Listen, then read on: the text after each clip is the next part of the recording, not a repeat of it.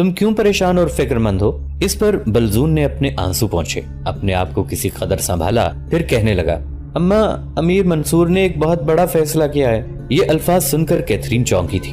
چاول صاف کرنے اس نے بند کر دیے۔ مدلان اور نتکیر بھی عجیب انداز میں بلزون کی طرف دیکھنے لگی تھی۔ پھر پریشان سی آواز میں مدلان بول اٹھی، میرے بیٹے، امیر منصور نے کیا فیصلہ کیا ہے جس کی وجہ سے تم پریشان اور فکر مند ہو اور رو پڑے ہو؟ بلزون ایک بار پھر روتی ہوئی آواز میں بول اٹھا، اماں، کہتے ہیں کچھ دیر پہلے ہمارے مخبر یہ خبریں لائے ہیں کہ ہلاکو خان نے البیرا شہر کو فتح کر لیا ہے اور اب وہ مسلمانوں کے 3 بڑے شہروں، 3 بڑے علاقوں کا رخ کرے گا اور انہیں فتح کرنے کی کوشش کرے گا۔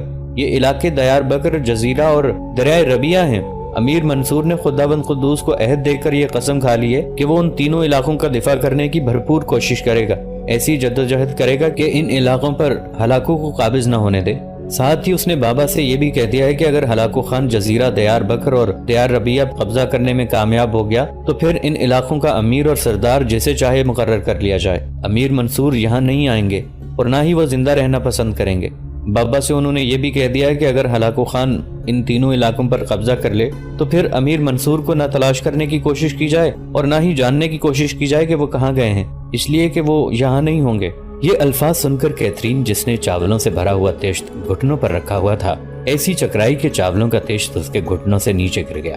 اس کا چہرہ رونے والا ہو گیا تھا، کپکپانے لگی تھی۔ اس کی یہ حالت دیکھتے ہوئے مدلان اور نتکیر دونوں بڑی تیزی سے اس کی طرف لپکی۔ نتکیر اپنی جگہ سے اٹھ کر بھاگ گئی۔ مٹی کے ایک کورے پیالے میں پانی لا کر اس نے کیتھرین کو پلایا۔ اتنی دیر تک مدلان نے کیتھرین کو سنبھالا دیا، جبکہ بلزون اور نتکیر دونوں بہن بھائی نے چاول جو فرش پر گر گئے تھے اٹھا کر دوبارہ تشت میں رکھ دیے۔ کیتھرین نے جب اپنے آپ کو کسی قدر سنبھالا تب رو دینے والے انداز میں مدلان اسے مخاطب کر کے کہنے لگی، میری بیٹی، تو اپنی حالت اس طرح تو نہ بنا۔ میں جانتی ہوں تو امیر کو کس قدر پسند کرتی ہے۔ اس موقع پر تو امیر کے لیے دعا مانگ کہ اللہ اسے اپنی اس مہم میں کامیاب کرے اور وہ پہلے کی طرح ایک فاتح اور کامیاب سالار کی حیثیت سے ہمارے پاس واپس آئے۔ اس موقع پر نتکیر نے بھی کیتھرین کو اپنے ساتھ لپٹا لیا، پھر اس کے کان میں کہنے لگی، کیتھرین میری بہن، ان الفاظ کو اپنے دل میں نہ بسا لینا۔ خداوند قدوس نے چاہا تو امیر ایک فاتح اور کامیاب سالار کی حیثیت سے واپس آئیں گے۔ تمہیں پریشان اور فکر مند ہونے کی ضرورت نہیں ہے۔ نتکیر کے ان الفاظ پر کیتھرین خوش ہو گئی، پھر تینوں کام میں مصروف ہو گئی تھیں۔ اب بلزون بھی اس کام میں ان تینوں کی مدد کرنے لگا تھا۔ اسی روز سارے سالاروں کی دعوت لوئتاشی کے ہاں تھی۔ کیتھرین اس دعوت کے دوران امیر منصور سے ملی تو نہیں تھی، لیکن پردے کے پیچھے کھڑی ہو کر کئی بار وہ امیر کو دیکھتی رہی۔ چونکہ لشکر کو عصر کی نماز کے بعد ہی تیار کر دیا گیا تھا، لہٰذا اس رات کے پچھلے حصے میں جس وقت منصور بن احمد اور حسام الدین اپنے لشکر کے ساتھ کوچ کرنے لگے تو لوئی تاشی، یانگ خان اور وہ سالار انہوں نے لوئی تاشی اور یانگ خان کے ساتھ رہنا تھا، وہ بھی وہاں موجود تھے۔ اس موقع پر ایک خوبصورت نئے اور سفید کپڑے کی گٹھڑی لے کر لوئی تاشی کا بیٹا بلزون امیر منصور بن احمد کے پاس آیا۔ منصور بن احمد لمحہ بلمحہ تیز ہوتی ہوئی روشنی میں غور سے بلزون کی طرف دیکھتا رہا۔ بلزون نے آگے بڑھ کر وہ گٹھڑی امیر منصور کے گھوڑے کی زین سے باندھ دی، پھر کہنے لگا، امیر، یہ آپ کے لیے زیادہ راہ ہے۔ امیر، یہ کسی نے آپ کے لیے بھیجا ہے، خدا کے لیے انکار نہ کیجیے گا۔ اس لیے کہ بلزون کو خاموش ہو جانا پڑا، اس لیے کہ منصور بولا اور کہنے لگا، اب جبکہ یہ گٹھڑی تو نے میرے گھوڑے کی زین سے باندھ ہی دی ہے تو پھر میں انکار تو نہیں کر سکتا۔ منصور کے ان الفاظ پر بلزون کو کچھ حوصلہ ہوا، وہ کہنے لگا، امیر، برا نہ مانیے گا، جب سورج چڑھ آئے اس میں سے کچھ لے کر آپ کھانا کھانے لگیں تو اس گٹھڑی میں آپ کو طے کیا ہوا ایک کاغذ بھی ملے گا، اسے غور سے پڑھیے گا اور جو التجا کسی نے اس خط میں کی ہے اس پر بھی توجہ دیجیے گا۔ اس کے ساتھ ہی بلزون پیچھے ہٹ گیا اور منصور بن احمد اور حسام الدین اپنا لشکر لے کر وہاں سے کوچ کر گئے۔ سورج جب چڑھ آیا اور پھر جب فضاؤں کے اندر روشنی خوب پھیل گئی تب منصور بن احمد نے کچھ سوچتے ہوئے وہ گٹھڑی جو بلزون نے اس کے گھوڑے کی زین کے ساتھ باندھی تھی اسے کھولا۔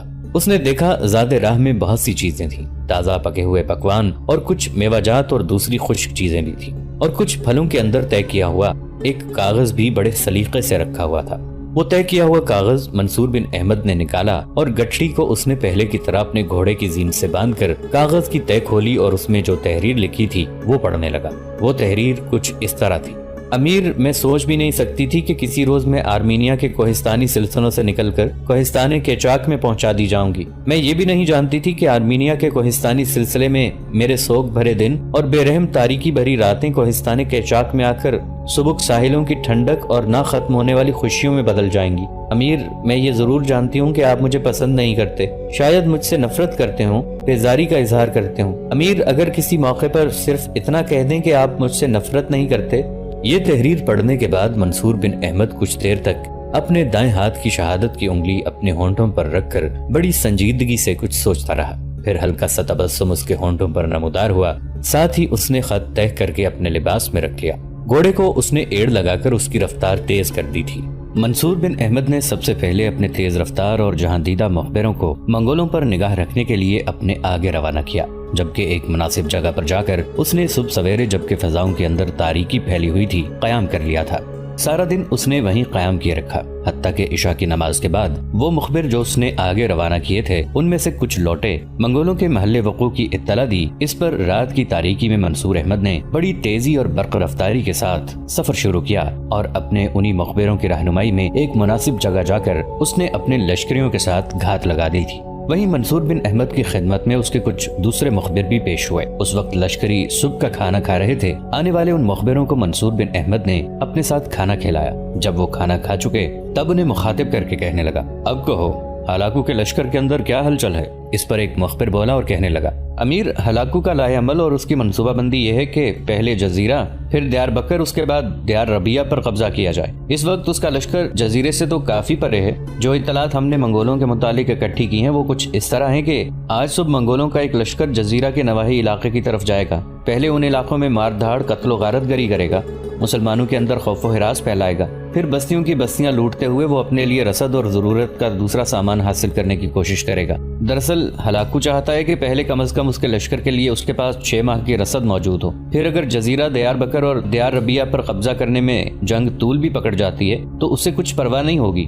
اس بنا پر وہ ایک خاصا بڑا لشکر ترتیب دے چکا ہے جو پہلے جزیرہ اور گرد و نواح کی آبادیوں کے اندر ترکتاز اور یلغار کرے گا اور مسلمانوں کا قتل عام کرنے کے ساتھ ساتھ اپنے لیے ضروریات کا سامان بھی حاصل کرے گا۔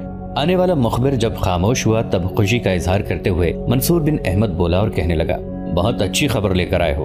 ہم خود بھی اس وقت جزیرہ کی سرزمینوں میں قیام کیے ہوئے ہیں۔ ہم نے یہ بھی اچھا کیا ہے کہ ہم اس وقت گھات میں ہیں۔ اب تم اپنے ساتھیوں کے ساتھ پھر نکلو۔ جو ہی کہیں منگولوں کا لشکر نمودار ہوتا ہے خود یا اپنے ساتھیوں کے ذریعے اطلاع کرو اور ان کے لشکر تک ہماری رہنمائی بھی کرنا، پھر دیکھنا میں ان کا کیا حشر کرتا ہوں۔ اس کے ساتھ ہی وہ گفتگو کرنے والا مخبر اپنے ساتھیوں کے ساتھ وہاں سے اٹھ کر چلا گیا۔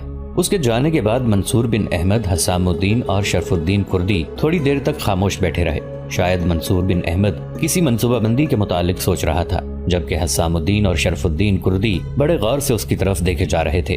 کچھ چھوٹے سالار جو اس وقت ان کے ارد گرد بیٹھے تھے ان کی بھی یہی کیفیت تھی، یہاں تک کہ منصور بن احمد نے اپنی گردن سیدھی کی اور باری باری ایک غیر نگاہ حسام الدین، شرف الدین کردی اور دوسرے سالاروں پر ڈالی۔ اس کے بعد انہیں مخاطب کر کے کہنے لگا، میرے عزیز ساتھیوں، میرے بھائیوں، اگر ہلاکو جزیرہ، دیار بکر اور دیار ربیہ پر حملہ کرنے میں کامیاب ہو جاتا ہے تو پھر ہمارے لیے یہ باعث شرم اور ڈوب مرنے کا مقام ہے۔ میں نے اپنی طرف سے پوری کوشش کرنی ہے کہ ہلاکو کو ان تینوں علاقوں پر قبضہ نہ کرنے دوں، بلکہ انہی علاقوں کے اندر اسے ایسی مار ماری جائے کہ وہ یہاں سے ہٹنے پر مجبور ہو جائے۔ یہاں تک کہنے کے بعد دم لینے کے لیے منصور بن احمد روکا، پھر اس نے حسام الدین اور شرف الدین کو مخاطب کرتے ہوئے کہنا شروع کیا، حسام الدین اور شرف الدین، میرے دونوں بھائیوں، مجھے امید ہے کہ بہت جلد ہمارے مخبر ہلاکو کے اس لشکر کی نشاندہی کریں گے جس نے ہلاکو خان کے حکم کے مطابق مسلمانوں کے علاقوں میں لوٹ مار کی کارروائیوں کی ابتدا کرنی ہے۔ میرے عزیز بھائیوں، لشکر کو 3 برابر حصوں میں تقسیم کیا جائے گا، ایک حصہ میرے پاس، دوسرا حسام الدین کے پاس اور تیسرا شرف الدین کی کمانداری میں رہے گا۔ اس طرح چھوٹے سالاروں کو بھی آپس میں تقسیم کر لیا جائے گا۔